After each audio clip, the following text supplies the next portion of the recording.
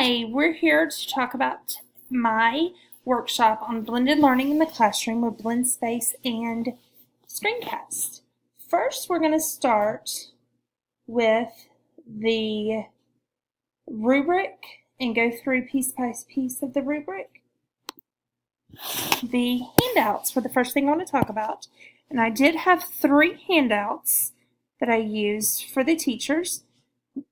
And I sent the first 2 with them so that they could come prepared with a BlendSpace account and a Screencast-O-Matic account. So I sent step-by-step directions with a picture pointing to what they would click on for both BlendSpace, and then I have one for Screencast-O-Matic.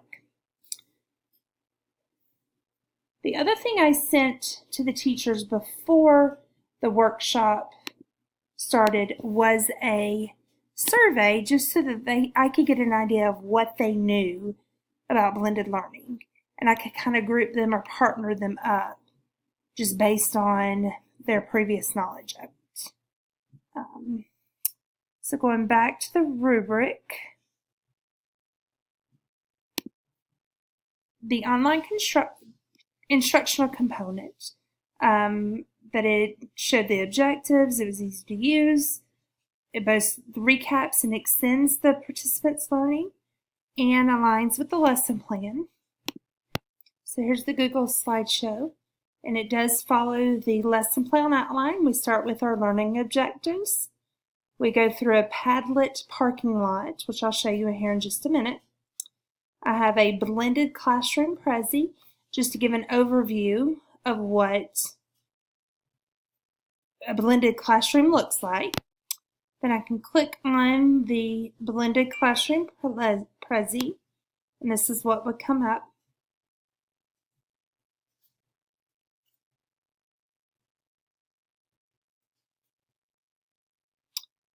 All right, and then just go through real quick of what the Prezi looked like. We talked about what a blended learning is.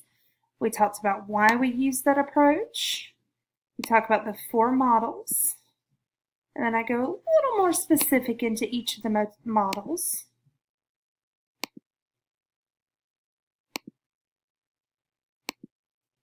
And so that was our quick little introduction of a blended classroom. And then we talk about in how we can use BlendSpace and Screencast to support that blended model.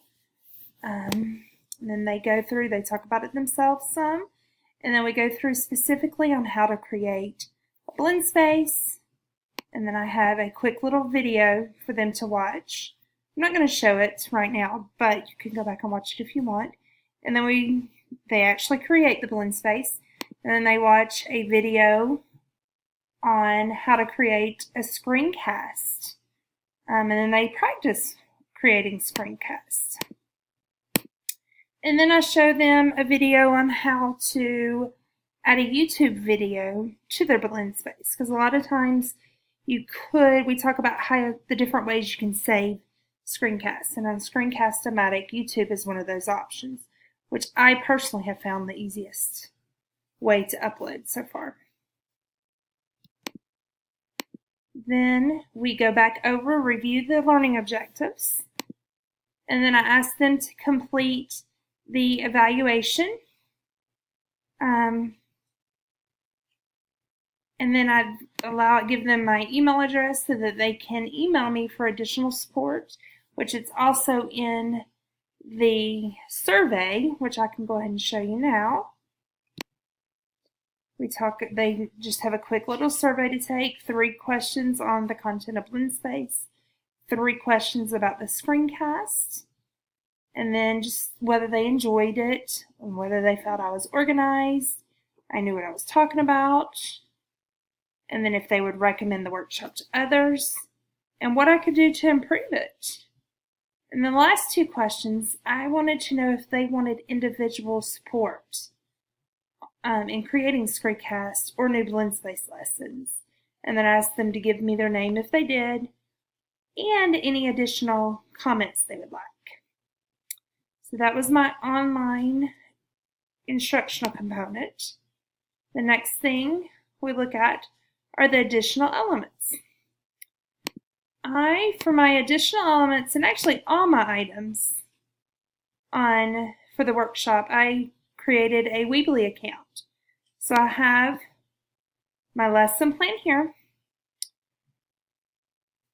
with the standards and the objectives I wanted to achieve, along with links to all the materials I created, and then kind of a lesson plan, like the model I was going to follow, and then the assessment I wanted them to take. The next part of the rubric were also the additional elements. So the additional elements I used, let's click here.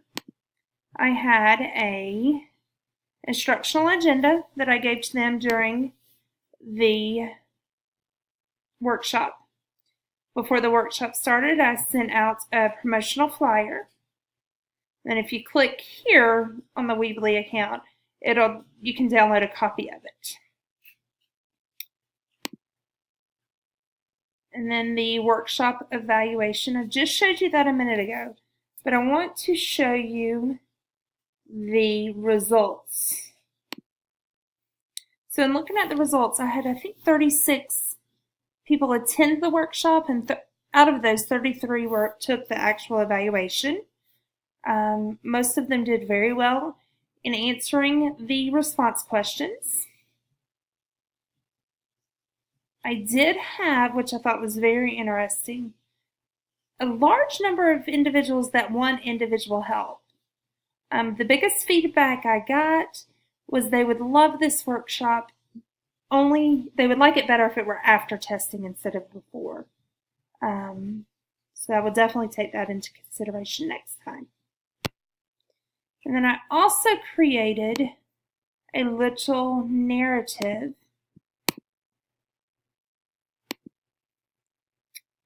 There's the evaluation again. And then I have a follow-up plan and a narrative on the Weebly account that you can look at. Just when I'm going to be working with teachers to help meet their individual needs. I hope you enjoyed this, and I look forward to the feedback. Thank you, and have a good day.